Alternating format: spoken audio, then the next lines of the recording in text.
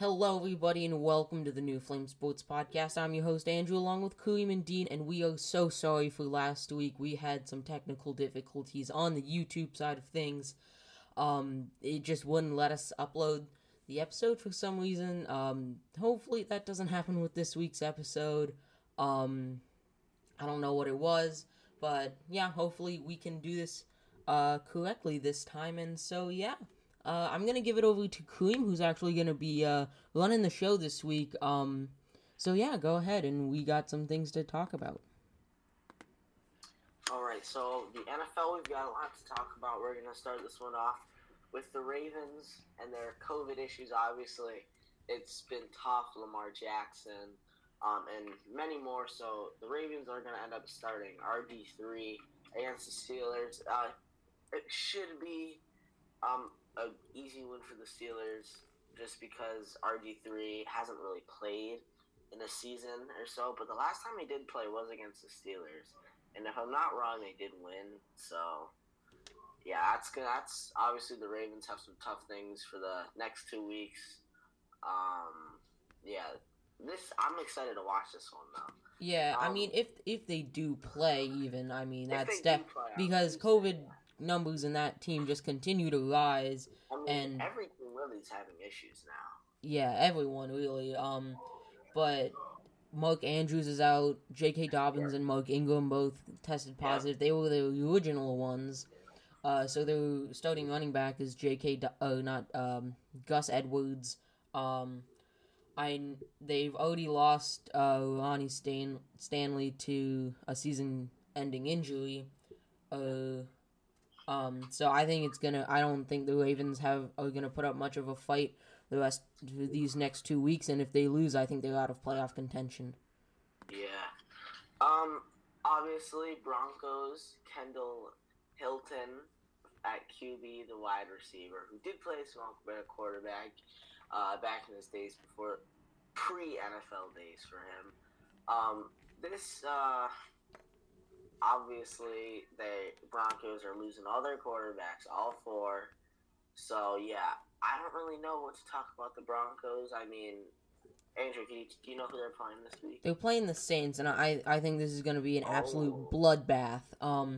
Even with Taysom Hill starting, who played well last week, 2 rushing touchdowns on the ground for him. He's missing a lot of passes. Really bad.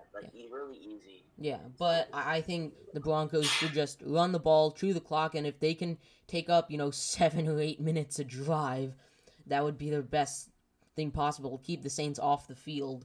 And believe it or not, I think the Broncos, if they can do that, they have a very small chance at winning this game. Maybe they break off a big run or two, but do not expect Kendall Hilton to throw the ball a whole lot, as he was not very great at quarterback at college.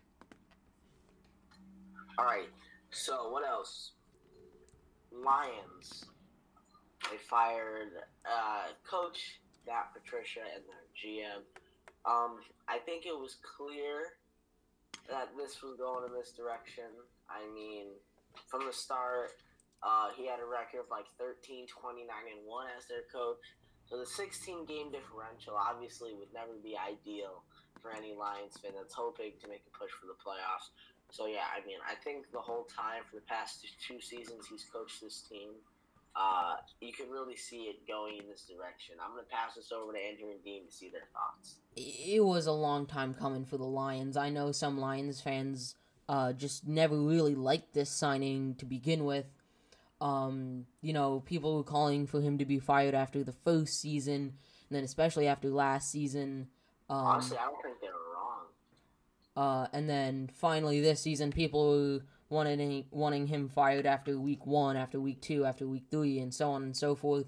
And then after this abysmal Thanksgiving performance against the Texans, I think they were like, it was another Bill O'Brien situation. He should have been gone a long time ago.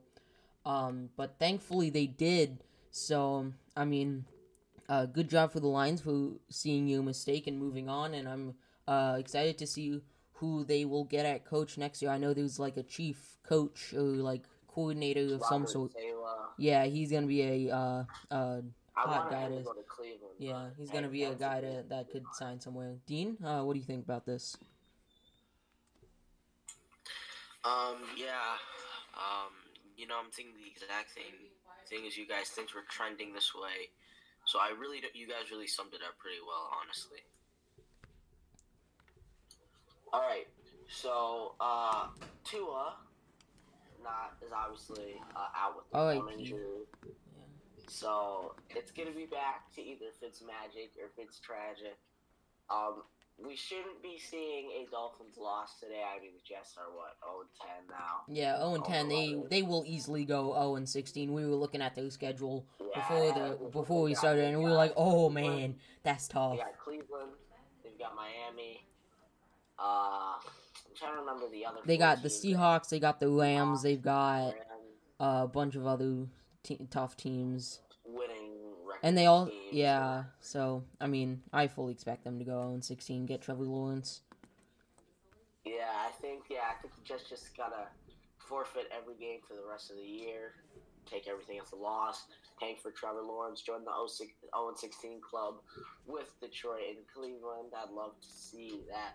But, I mean, I don't really think the Lions are taking any advantages by playing against Fitzpatrick because, I mean, he's just so experienced. You mean the Jets. You mean the Jets. That's why I meant the Jets. The Jets because he's just so experienced. So, yeah. I think, obviously, we had an incident or a witnessing of Fitztragic last week. But I think he's going to really be able to turn this around, regain his confidence because he's playing a bad team. Man, that hurt me, man. You didn't have to bring that up, but yeah. After coming off of, it does. But coming off a tough loss to the Broncos, I was honestly sad. Like, how are we losing to the Broncos? Like, I just don't get it. We had a chance to tie the game up, but like you said, through an interception. But, I mean, the good thing with Fitzpatrick being back is that, the last time he played the Jets, he shut him out 24-0. And then, say something. I remember now. If you are playing fantasy football and you got, like, Mike Gesicki and Devontae Parker, those guys are definitely now a must start with Fitzpatrick back. All right. So, obviously, some bad news in Cincinnati. They just lost their franchise quarterback for the season in Joe Burrow. Obviously, torn ACL and MCL. So, easily a season-ending injury. Not sure if he's going to be fully 100% back by the start of the season. So, I mean, yeah, it's tough for the Bengals. Obviously, Zac Taylor came out with an announcement saying you're not taking any responsibility for the injury of Joey Burrow. Yeah, I want to not building a good enough offensive line for him. So yeah, I'm gonna pass this off to Dean and Andrew to see what they think about the injury and what Zac Taylor had to say. I mean, obviously, this is just not what the Bengals wanted. Obviously, they were not going to make the playoffs this year or anything like that, but still, it's still a guy's rookie season. You want to see how he's doing, and he was on pace to shatter, I guess not shatter, but break some rookie records, which would then be broken by Justin Herbert. But I think Joe Burrow has shown that he is the real deal. I mean, he beat the Titans after all, and this was the worst case scenario that could have happened for the Bengals.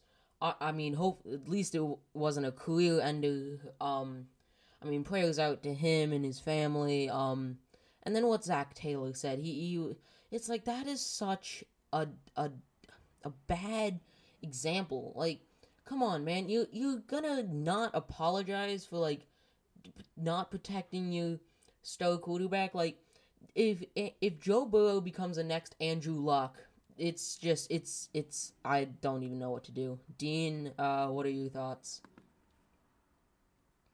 I think it's just so immature to say something like that because you're the head coach of a whole football organization and people want to be and look up to you, and to say that it's not your team's fault that happened, to say you don't take any responsibility for like how you're picking your O-line or how you're training your offensive line. It's very immature to say something like that when you're the head of a football team. All right. Besides bad news, we have some good news coming out of the Chargers organization and the 49ers. Obviously, both teams getting back their star running backs. Austin Eckler coming back for the Chargers and Raheem Mostert coming back for the 49ers. Two very, very good fantasy running backs. You know, in your fantasy league, they might still be dropped off from a team, so you might be able to snag them before 1 p.m. today or whatever your cutoff is.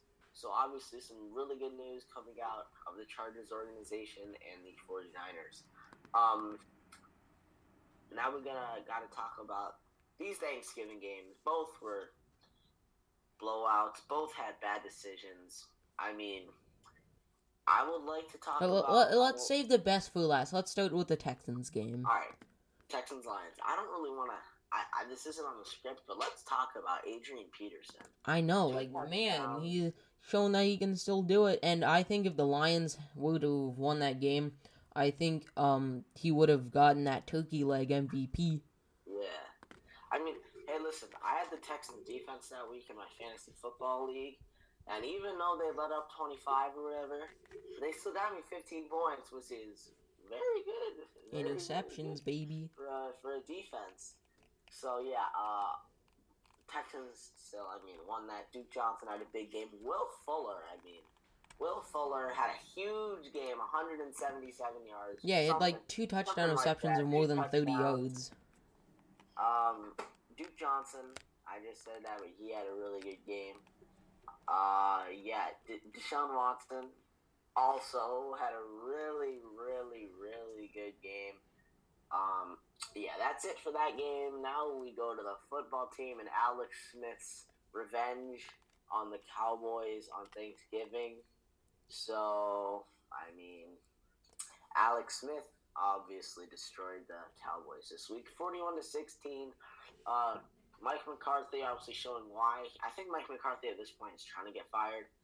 But, because, that fake punt, they were down by less than a touchdown. they were down by 4 with 10 minutes left. Even if you punt, with 10 minutes left and you're only down by 4, you should not be doing a fake punt. You should be punting it, and then hopefully your defense can either A, get a stop and force a punt, or force them to a field goal. Because then you're only down by 7 with maybe, 6 minutes left. You can go down, hope that, and then maybe you get a stop, and then maybe you get a good drive together with, a few minutes left, and then you go down and kick a field goal or get a touchdown and win the game. That's just showing why Mike McCarthy why no one really liked the hiring. And I don't like it either. It was not a very good signing by the Cowboys. Yeah, once the football team got rolling, there was no stopping them. They kept pulling away, So, yeah, I think Dean's got one thing to say, so I'm going to pass the floor to him. Yeah, in my opinion, I don't think Mike McCarthy has it anymore. I don't really think he can coach anymore based on what we've seen. His last few years with the Packers weren't the best. And now just terrible. He's making literally rookie mistakes. He's being super aggressive and it's not going in his way. The fourth quarter just started in a fake punt. Why? He thinks he's playing Madden. Like Andrew said, maybe you hold him to a field goal or better get a stop. And if you get a stop, a touchdown wins the game. And if you don't, a touchdown ties it. Assuming they would make the PAT. But like Andrew said, you could go down with 6-7 minutes left, and you can take as much time as you want because you almost have half of a quarter left to play. So you can take as much time as you want, and you would want to take as much time as you want to provide less time for the team that's going to come on. But you need a touchdown no matter what because you're down by 4 points. So going for a fake punt would eliminate those possibilities. So I'm gonna pass it over to Andrew now. What we are talking about is Antonio Gibson and the Washington running game. They just obliterated the Cowboys' defensive line.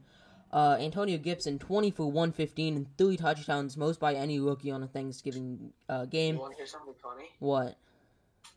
You know how Deshaun Watson and Antonio Gibson both had massive games? Yeah.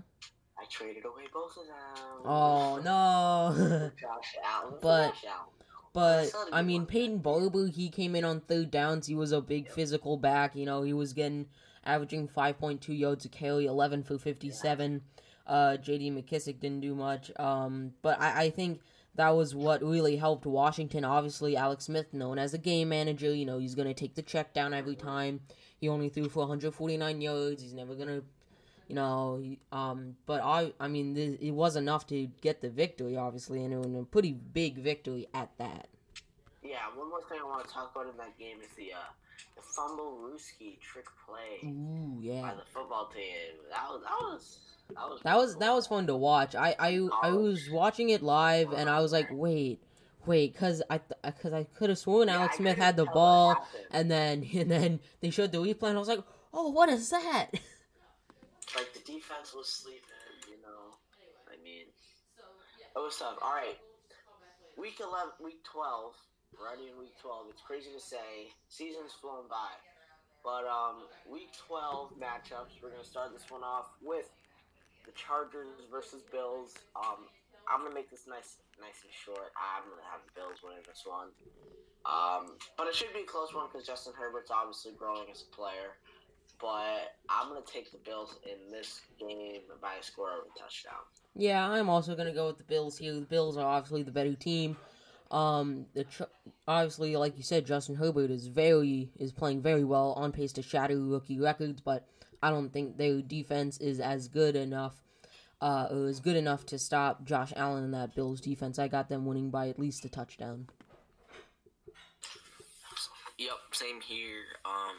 Just looking at their records, their records are flipped. The Chargers are 3-7 and Buffalo 7-3. Truly, I think this is a no-brainer, even if it is just by a touchdown. I mean, the Chargers' record isn't really indicative of how they've played. Yeah, but still, 3-7 is still not good. When you're playing a 7-3 team, you really shouldn't win. If the Buffalo Bills lose, it's tough. If the Bills lose this week, the Dolphins are winning the division. I'm calling it. Yeah, but based on the way the Dolphins have been playing, they actually have a very high chance to make the playoffs. All right. Now this one is going to be one of the more controversial ones, in my opinion. Tennessee Titans going into Lucas Oil Stadium to play the Colts. Both teams are now what? No, the Colts are 6-4, right? And the Titans are 7-3. No, I think it's reversed. I think the Titans are 6-4 and Colts are 7-3. Are the Titans 6-4? No, they're not. No, they're both 7-3. Oh, okay. So I mean, I'm gonna say Titans win this one. Yeah, I'm gonna say the Titans win this one. I know this is probably gonna be one of the more controversial ones of the day, but I'm gonna say Titans take this one. I think it's going to be very close. Colts obviously coming off of a very good game. One of the more entertaining games of the season. Could go down as game of the year, but I think the Colts are going to win this one. I think their defense is just is too good.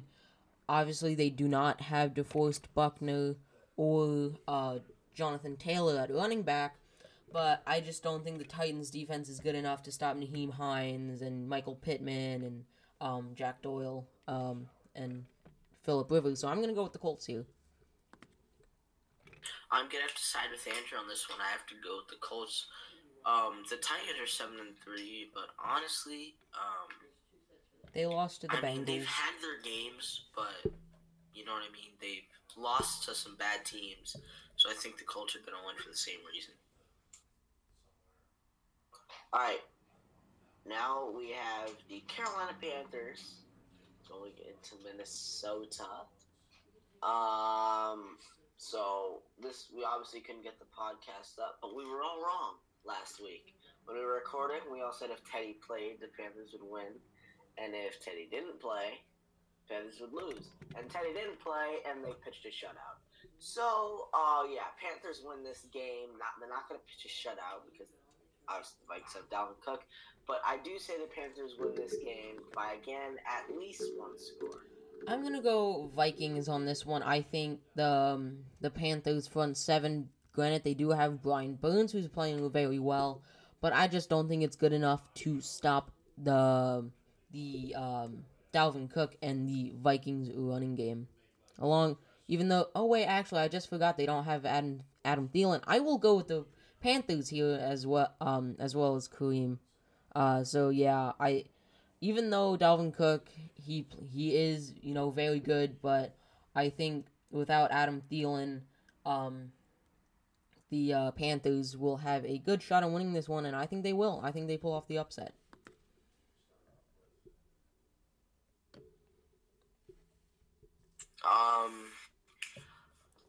I think that the Vikings are going to win this game, mostly because if they just pound the run game, I think they can win it, because the Carolina doesn't have the best defense. It's mediocre, but it's not great. And if they just pound the run game, I think they can take this one. And keep in mind, it's Teddy Bridgewater's. It's a game to the. It's his revenge. We got Cleveland going into Jacksonville to play their first away game in a month. So I'm going to take Cleveland winning this game, even though they don't have Myles Garrett, Denzel Ward, Theo, Taki, Porter, Justin. But, I'm going to take Cleveland for this reason. The Jaguars, all of their best players are out. Gardner Minshew, Miles Jack, and obviously they lost Jalen Ramsey last year. They lost A.J. Boyd to the Broncos. So, I say Cleveland doesn't steamroll them, but wins these two scores. I think they're going to power the run game. And if I've got one more thing to say, it's that Baker, I think this is a good game for Baker to finally regain his confidence and get back to his rookie season where he had 27 touchdown passes and obviously broke that rookie record that was originally held Peyton Manning. So this is a good game. I don't want to see Baker throwing it too much, but I do want to see him regain his confidence and take his shots when he thinks he needs to. I'm definitely going with Cleveland, and with this one, Mike Glennon is starting at quarterback for the Jacksonville Jaguars. No DJ Choke. I just think Cleveland is the much better team in this one, and they should win this one with ease. Yep. I don't see losing this game against a team literally of bench players. They're starting Mike Glennon. No one knows why. Their quarterback before was doing amazing. He did throw 4 interceptions against the Steelers, but it's the Steelers, so. Yeah, well, the Steelers are the Steelers, but he gave the Packers a bunch of money. So I have to go with Cleveland in this game. One more thing about that game. It does seem like the Jaguars have put their star defensive lineman Josh Allen on IR, so he will miss at least 3 weeks. That's tough. Yeah, bad news.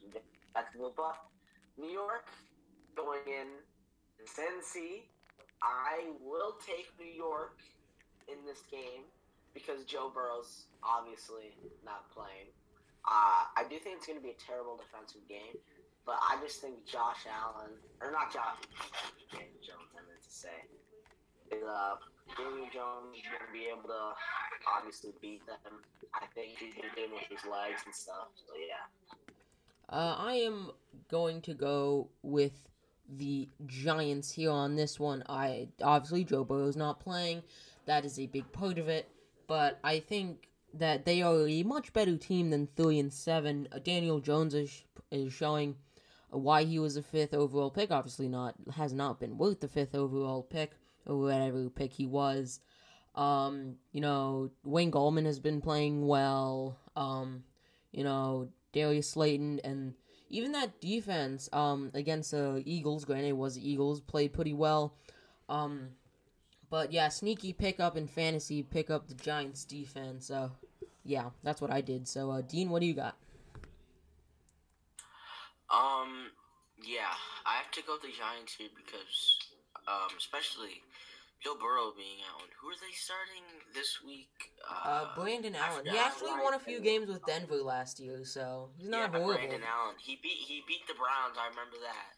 He beat the Browns, but Cortland Sutton had a great game that last year. But yeah, the Giants, they still have the starting quarterback Daniel Jones. Even though no Saquon, I think it should be a win for the Giants. Let me say one thing. As I was saying the Giants were going to win this game, Dean was looking at me going like, what? What? like, I forgot that Joe Burrow got hurt. All right, fair enough. Arizona going into New England to play the Patriots.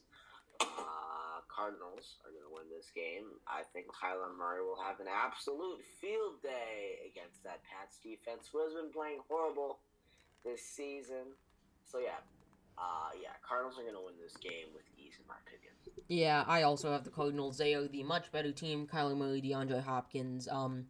I just don't think anyone on that Pats defense can hold DeAndre Hopkins. I mean, maybe Jason McCourty and Devin McCourty, maybe J.C. Jackson, but at the same time, DeAndre Hopkins is much taller than him. He would just get mossed every time, pull a Hail Murray every time. But, anyway, yeah, I think the Cardinals win this with relative ease. Yeah. So based on the way Kyler Murray and the Cardinals and as a whole team have been playing lately, I'm gonna keep it short and simple. They're gonna win. All right.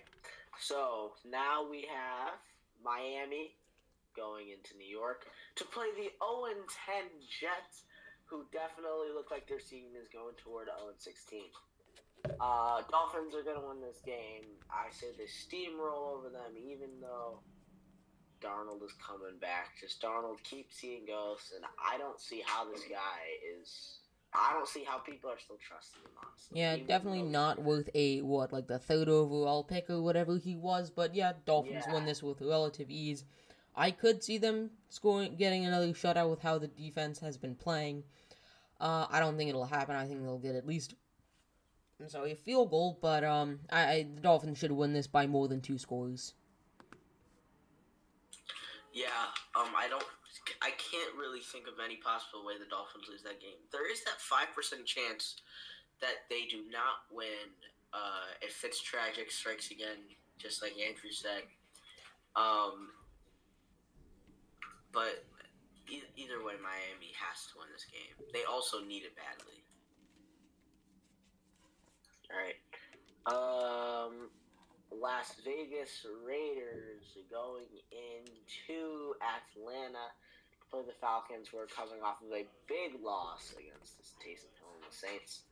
I think Raiders are gonna once again have a pretty easy game. I think they're going 7-4 after this. So yeah. Yeah, definitely. I'm gonna go with the Raiders as well on this one, even though half their defense is out because of COVID. I just think the Falcons are just that defense is just really bad. Even though their offense can hang with anyone, I just see the Raiders winning it. Derek Carr with his James Harden cadence. I had to bring that up. But anyway, yeah, I think the Raiders win this, even though I don't want it, because obviously the Dolphins and the Raiders are fighting for that 7th spot in the AFC. Yeah, I think this has to be a game for Las Vegas to win. Especially they're playing an Atlanta team who isn't a very reliable team. So I do think Las Vegas has and will win this game. All right. So now we have the New Orleans Saints. Sorry about that voice crack. New Orleans Saints going into Denver to play the Broncos, who are coming off of an upset win against Andrew's Miami Dolphins. So many times, man. So many. Taysom Hill is gonna win the Saints this game. I think he's playing another mediocre team that's sub 500, just like last week. So I think he's gonna put on a show again with a rushing touchdown and a couple hundred yards passing. Yeah, yeah, I think this one's gonna have a yeah, good game. even if the Broncos did have a quarterback, they would not be winning this game. Saints are too good. That defense is pretty solid. But yeah, definitely the Saints are going to win that game.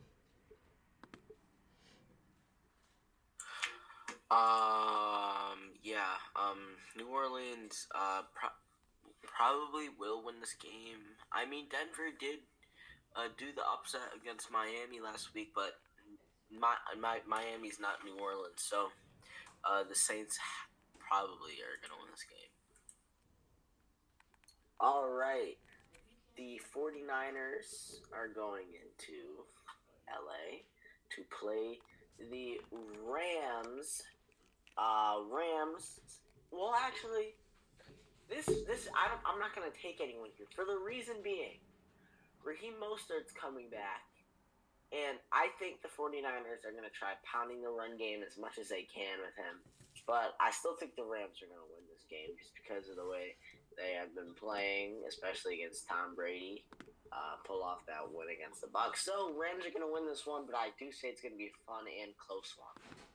Yeah, I think this is a trap game for the for the Rams. They need to win this game. If they lose this game, Seahawks will probably regain possession of. Oh, they're already in first place, but that will separate them by a full game. I see the Rams winning this game as well, but this is definitely a trap game. If they lose this game, it will be hard to win the division. Hey man, I'm just surprised no one has been talking about the return of Richard Sherman. He has been out since week 1 with a calf injury, a 12-week injury. I think this one could definitely go either way, especially with them getting the $27 million cornerback back for week 12. But I think the odds are in the Rams' favor. All right, now for the game of the week, we have the Chiefs playing the Buccaneers. Patrick Mahomes against Tom Brady. Round 4. The most exciting game of the week.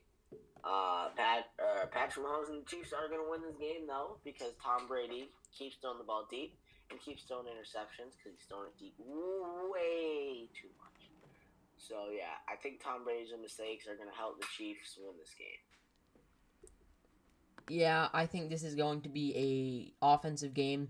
There will be no defense played. Maybe a little by the Chiefs because we all know the Buccaneers struggles in prime time, even though this isn't really prime time, but it's 4:25, But anyway, I think this is gonna be I'm gonna say an easy game for the Chiefs. I think they win it by at least a touchdown, if not more. Yeah, I think the Chiefs they're gonna win. It's not a game they need to win, but obviously because they're 9-1. But I think they'll win this one pretty easily. Alrighty, now the 8:20 game tonight. Chicago Bears going into Green Bay to play the Packers in Wisconsin. So, I mean, obviously with Trubisky coming back, the Packers should have quite the easy game against the Bears. Even though the Bears' record would tell you otherwise, I mean, I think this should be an easy one for the Packers. Yeah, I have the Packers win this one. I do as well. Obviously, Mitchell Trubisky has not been very good in his career. He obviously led them to the playoffs that one season, but it was not because of Trubisky. It was because of the defense. That defense is still very good, but I just think the Packers are way too good. They should win this by 2 scores. I don't think it's gonna be that of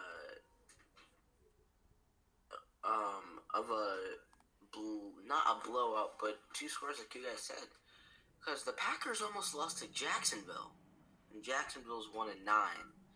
But I do think the Packers will win it, but I do not think it'll be by 2 scores. I think it'll either be by a field goal or 1 touchdown. And last week, the Packers choked. Marquez Valdes-Scantling choked against the Colts. Okay, yeah, we need to talk about that after the game picks. Yeah. Now for the Monday night game, the Seattle Seahawks going into Philly to play the Eagles, who are coming off of a loss against Cleveland. Seahawks, I mean, they're going to win this game. They're going to destroy them. At least 3 scores. Hot take, Seahawks win this one by at least 3 scores. Sorry if you heard that background noise, but, yeah, I think the Seahawks should win this game pretty easily.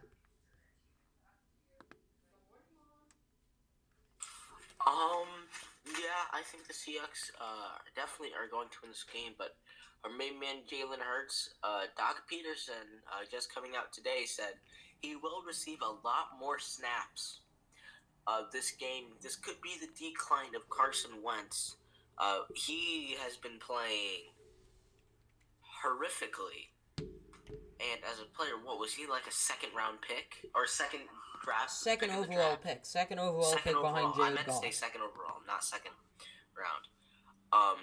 Jalen Hurts, one of my favorite quarterbacks, who came out of college, is expected to receive increased playing time at quarterback.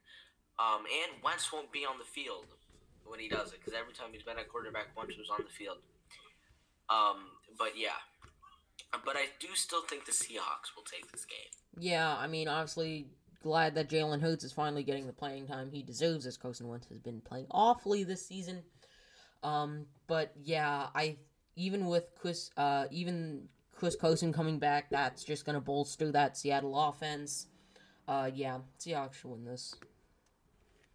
Alright, so last game of the week, Tuesday night football. I mean, if it happens. If it happened, because both of these teams obviously have COVID issues with the Ravens, Lamar Jackson, Steelers, James Conner. I mean, if the Tuesday night game happens, Steelers are going to take this one with ease, just because, I mean, they're playing a guy named RG3. So, yeah, don't expect the Ravens to pull off any upset in this game. I will definitely take the Steelers in this one. Yeah, 100%. That defense is too good. It's fast to keep up with Robert Griffin III. But, yeah, I think the Ravens, if it happens, half their defense is also out, including Calais Campbell, McPhee, and Judon, I think, is also out. But the Steelers' offense should be able to score on that battered Ravens defense. So, yeah, I'm going to go with the Steelers. Remain perfect. The Steelers, possible 16-0 season. Possible, not probable. But again, for me, it keeps they lose into the Chiefs at some point. They'll probably lose to the Chiefs. But for me, it always comes back to in the playoffs. But focusing on the game, Ravens don't have their star quarterback. And I think if they, like you guys said, if they lose the next 2 games, they are going to go 6-6 and will be out of playoff contention. So I think the Steelers will easily win this game without Lamar Jackson playing. I don't even think it's fair. All right, one of my things to talk about relating to the Steelers, notable games that they do have a chance of losing. Buffalo. They're playing Buffalo this year. They're playing Indy, which is not expected for them to lose, but there's a possibility. And the one that is least expected, probably Cleveland, just because, I mean, Cleveland I don't think is anywhere near as good as Pittsburgh, but the Bills and the Colts, I thought they played the Chiefs at some point. The Steelers? Yeah. Maybe I was tripping. I don't know. So Bills probably have the best chance out of all the teams that they're playing to lose. But yeah, I just wanted to mention that. That's all I gotta say. Yeah, and then you mentioned Marquez Valdes-Scantling. I mean, I just feel so bad for the guy, obviously losing the fumble and then receiving death threats. Like, Really? that's just beyond non-acceptable. You don't even take that off those things when it happened. Then when it happened, you just kind of get shocked. Yeah, I mean, I've listened to some press conferences with Aaron Rodgers. He's been very professional about it. Even Valdez Scantling came out and said it was on me, you know. But I mean, just like really, these fans, I'm saying with quotation marks, with air quotes, these guys are not real fans. These guys are just, it's just unacceptable. The fact that even though like Scantling hasn't had a great season thus far, they went to him, they trusted him, and then he loses the fumble, and then people get mad at him. Like, I completely understand being angry in the heat of the moment, but I would never, ever consider, you know, having death threats sent to him. Like, it just boggles me why people are this. I'm not immature. I mean, we've used that word a lot in this. In here, but this is one of the most immature things I've ever seen. If you guys want to comment on it, go ahead and feel free. It's just sad, to be someone, in the heat of the moment, when everyone's, you know, saying, oh, like, I'm gonna kill you or whatever, it's just crazy because, you know, he's not a bad football player. I mean, everyone... he was the reason they got into overtime in the first place, and people are just looking over that. Yeah, I mean, no one thinks, I can't believe, just because of one game, they're still going to make the playoffs. They are still going to win that division with ease. Like, there's no question about it. One game, sure, he held the ball loosely, and it wasn't very smart. But to that extent, to where you threat to kill someone because they fumbled a football. Think about that. Because I remember something like this happened to the Browns. Cornerback Tremaine Whitehead. He was who was it, Kareem? Dustin Fox. He's on the Browns network. He said something bad about him.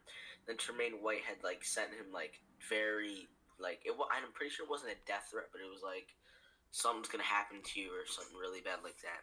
So, I mean, stuff like this does happen in the NFL. Well, you're the player, you're the fan. The immaturity. You have to be so stupid and dumb to actually do something like that, because you look up to players like that. Not to say you want to kill them just because they fumbled a football. It's crazy. Yeah, I mean, I definitely, like, it that should never have happened. And I guarantee you 100% of the people that did that would have done the exact same thing in that situation. And they don't look at that. They're like, oh, he does it professionally. Oh, he must be a god or something. Like, no, we all make mistakes. We're all human. And it's just immature, like we've said. It just, man, it's very unfortunate. I mean, things like this happen all the time. Obviously, Tremaine Whitehead, after he said that, came to the reporter Dustin Fox, the Browns released him immediately. And NBA Finals, Danny Green missed the wide open game winner. He got sent hate messages too, which was terrible. So yeah. I mean, I don't think we can get, back in a positive mood, but we'll try our best. That was really it for the NFL, and now I'm going to take over for the MLB. There hasn't been much okay, you can go. There hasn't been much stuff going on. I mean, last week we had the suspension of Robinson Cano. Now I think this definitely shatters his Hall of Fame potential. There was just no shot he makes the Hall of Fame anymore. He's been now suspended twice in his career for PEDs. He was one of the best second basemen. He was going down to have a great career, Hall of Fame pace, and he just ruined it. He flat out ruined it. So this is just, and I don't even think he was, doing it because he wanted to be better. He was doing it because he was coming off an injury, and he wanted to, feel better. But there was just no reason. I mean, no wonder he looked really good this year, because he was taking PEDs and steroids. But I think that because he's done this, definitely no Hall of Fame. If he does get in, it should be an asterisk. And because Barry Bonds never actually tested positive for PEDs, and he still hasn't gotten in and won't and shouldn't, Robinson Cano definitely can't. But I mean, now taking a step back, I honestly think this might be a good thing for the Mets, believe it or not, because now they just have $24 million free this year. They can just go full send it this year, maybe sign like LeMahieu to a 1 year, $20 million contract, or, 15, 16, something like that. Trevor Bauer and JT Realmuto with all the money Steve Cohen has. This is a nightmare situation for the MLB, for the rest of the fans and the teams, because now the Mets, they have a heck of a lot of money now, even with Steve Cohen, and now with the suspension and $24 million free dollars.